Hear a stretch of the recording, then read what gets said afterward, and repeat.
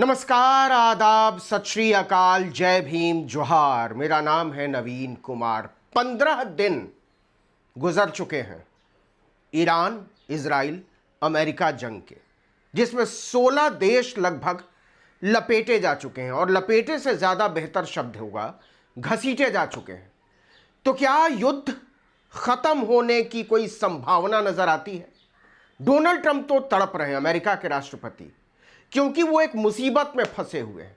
लेकिन क्या सचमुच में डोनाल्ड ट्रंप के हाथ में है इस युद्ध को खत्म करना या इस युद्ध को यहीं रोकना? यहां 3 सवाल हैं। पहला सवाल यह है कि अमेरिका जो सोचकर इस जंग में घुसा था, क्या उस मकसद को हासिल कर चुका है? दूसरा सवाल, क्या अमेरिका यह दावे के साथ कह सकता है कि ईरान के परमाणु कार्यक्रमों को उसने हमेशा हमेशा के लिए खत्म कर दिया है? और तीसरा सवाल, इजराइल का वो क्या करेगा? बेंजामिन नेतन्याहू का वो क्या करेगा? क्या इजराइल ये मान लेगा कि ईरान के साथ अब रंजिश का कोई मतलब नहीं है, उसने ईरान को हरा दिया है?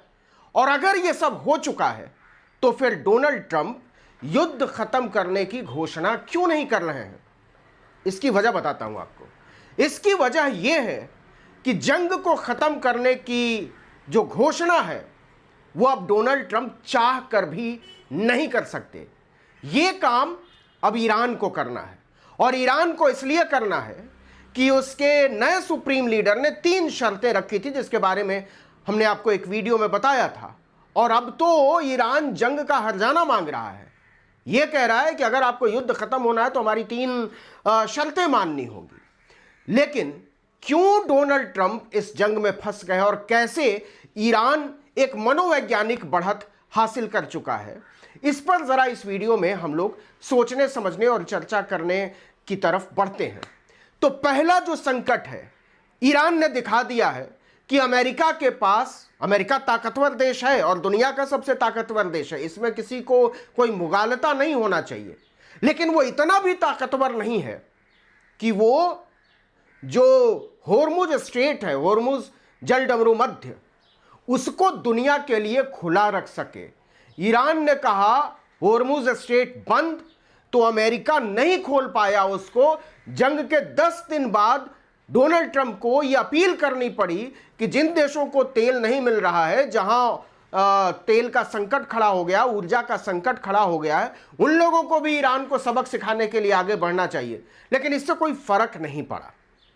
अभी भी होर्मुज स्ट्रेट से नॉर्मल सामान्य आवाजाही जहाज़ों की, टैंकरों की सुनिश्चित नहीं हुई है। और ये सुनिश्चित इसलिए नहीं हो पाई है क्योंकि ईरान ऐसा नहीं चाहता है। और ईरान ऐसा इसलिए नहीं चाहता है क्योंकि जो युद्धक बमवर्षक विमान थे अमेरिका के, वो फेल हो चुके हैं। तो अब सवाल है कि जंग चलेगी या थम जाएगी, और अगर चलेगी तो इसकी शर्तें कैसे आगे जाएंगी? देखिए, इसके लिए आपको अमेरिका की स्थानीय राजनीति समझना पड़ेगा। नवंबर में अमेरिका में मध्यावधि चुनाव होने हैं और डोनाल्ड ट्रंप की स्थिति है बेहद खराब। और 3 वजहों से डोनाल्ड ट्रंप की स्थिति खराब है।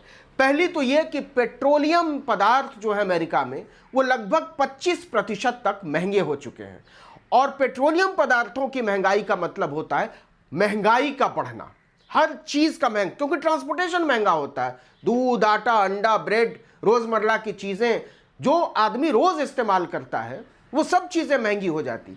तो डोनाल्ड ट्रंप की अपनी पार्टी कह रही है कि अब आप इस जंग को रोकिए और जरा अर्थव्यवस्था पर ध्यान दीजिए, जो पटरी से लगातार उतरती चली जा रही है।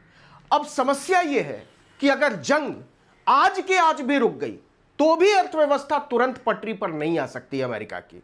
उसमें लगेगा कम से कम 1 महीने का वक्त। और मुश्किल यह है कि जंग तत्काल रुकने की जो संभावना है वो ट्रंप की हैसियत से बाहर हो गई है। तो ट्रंप बार बार कह रहे हैं कि युद्ध खत्म होने की तरफ है।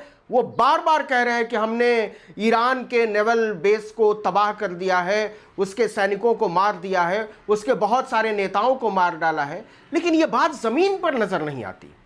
और ये बात इजराइल के शहरों को देखकर नजर नहीं आती, क्योंकि ईरान लगातार अपनी ताकत बढ़ाता जा रहा है इस जंग में और अमेरिका की ताकत लगातार कमजोर होती नजर आ रही है।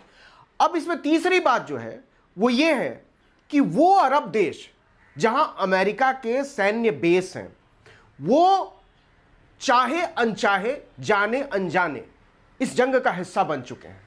ईरान बार बार कह रहा है कि हमारी अरब देशों के साथ, मिडिल ईस्ट के साथ कोई दुश्मनी नहीं है, लेकिन हम जो भी कर रहे हैं वो अपने बचाव में कर रहे हैं और अपने बचाव का हमको पूरा अधिकार है।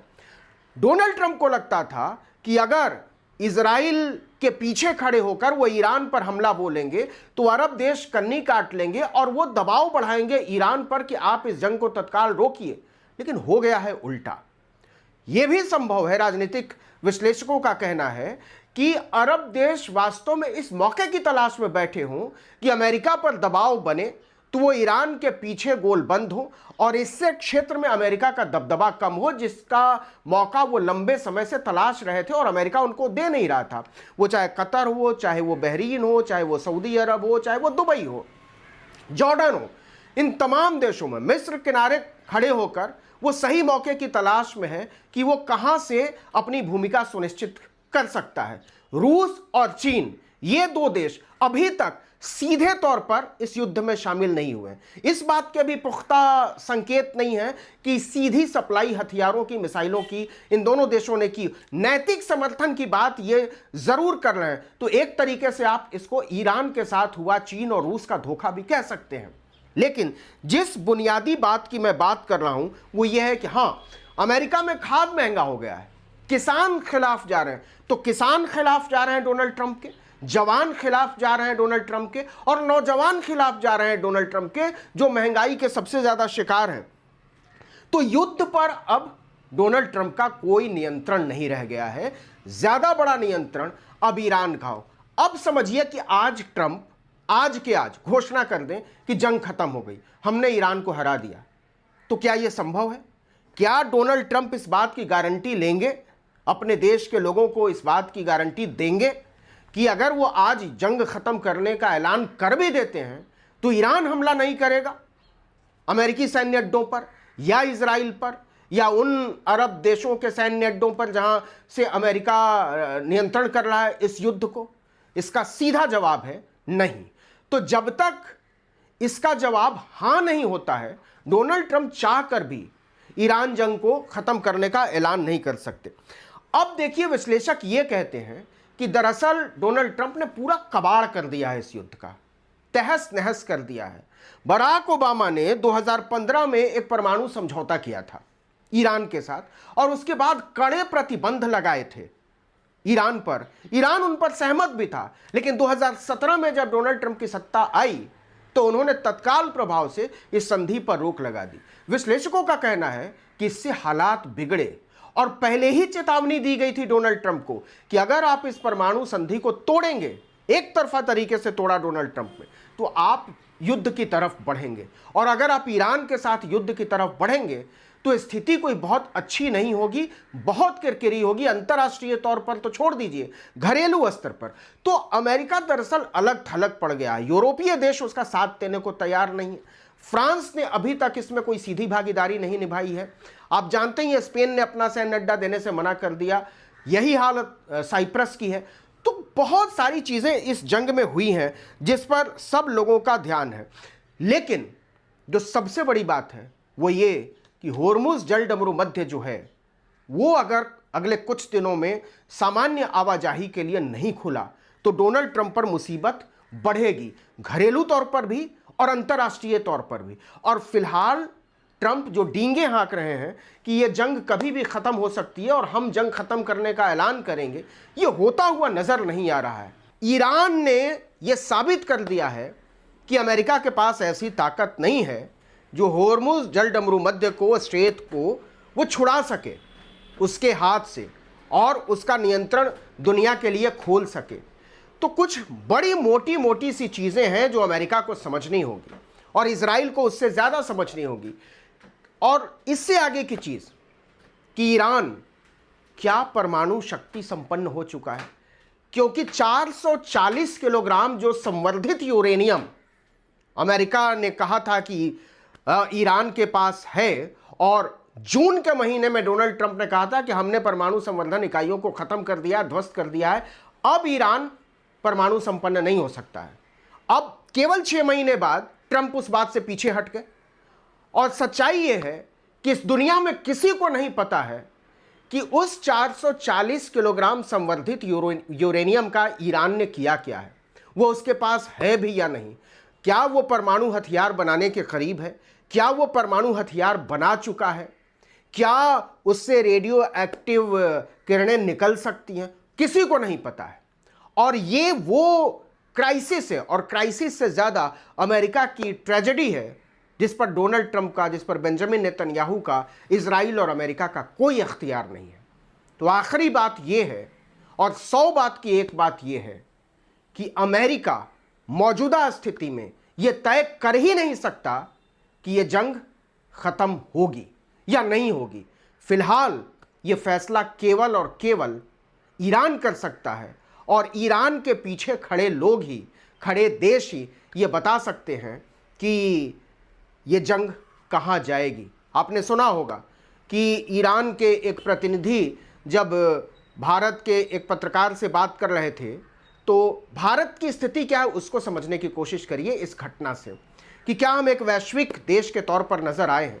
जब पत्रकार ने पूछा कि 2 जहाज तो आपने भारत के गुजरने दिए तिरंगा लगा हुआ, तो भारत की ऊर्जा ज़रूरतों को लेकर आपका टेक क्या है, तो उन्होंने ये कहा कि भारत की जनता ने ईरान की जनता का समर्थन किया है, और भारत की जनता इस समय ऊर्जा संकट से गुजर रही है। हमने ईरान की सरकार से भारत की जनता को लेकर बात की, और ईरान सरकार ने 2 जहाज़ों को आने की इजाज़त दी। What I saw here from Indian, I can say the majority heart of Indians people are with Iran. They condemned the oppression. They follow justice, and they don't want war. Even I can say they are against the war. एक बार भी ईरानी प्रतिनिधि ने नरेंद्र मोदी का नाम नहीं लिया, एक बार भी एस जयशंकर विदेश मंत्री का नाम नहीं लिया, एक बार भी गवर्नमेंट ऑफ इंडिया का नाम नहीं लिया। ये कहा कि भारत की जनता ईरान की जनता के साथ है, और ईरान की सरकार भारत की जनता की ज़रूरतों को समझती है। तो इससे आप अंदाज़ा लगा सकते हैं कि नरेंद्र मोदी जो विश्व गुरु कहलाने के लिए तरसते हैं और उससे ज़्यादा तड़पते हैं, उनकी मौजूदा स्थिति विश्व राजनीति में क्या हो गई है, इसको कहते हैं न 3 में न 13 में। इस वीडियो में इतना ही, लेकिन अगर आपने आर्टिकल 19 इंडिया को अब तक सब्सक्राइब नहीं किया है तो फौरन कर लीजिए, बेल आइकॉन दबाइए, घंटी जैसी आकृति, लाइक कीजिए और कमेंट करके बताइए हमारा वीडियो आपको कैसा लगा। हमारा ट्विटर हैंडल है article19_India और मेरा ट्विटर हैंडल है नवीन जर्नलिस्ट। नमस्कार।